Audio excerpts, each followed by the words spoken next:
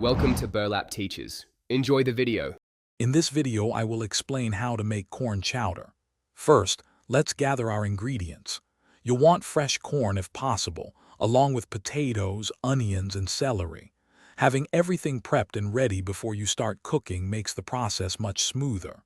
A good, sturdy pot is also key for even cooking and preventing scorching. This foundational step ensures a delicious chowder.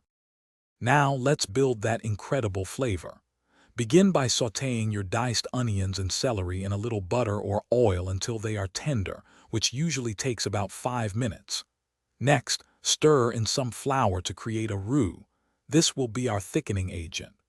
Gradually whisk in chicken or vegetable broth, followed by milk, ensuring a smooth, lump-free base for your chowder.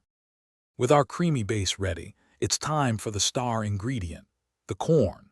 Stir in your fresh or frozen corn kernels along with diced potatoes. Let everything simmer gently over medium-low heat until the potatoes are fork tender. This allows all the flavors to meld beautifully.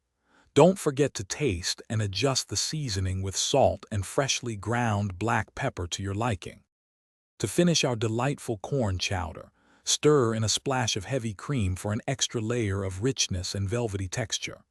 This step truly elevates the dish. Ladle the hot chowder into bowls and garnish with some fresh chopped chives or parsley for a burst of color and fresh flavor.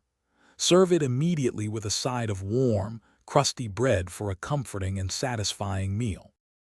Thanks for watching. Consider subscribing if this video helped you.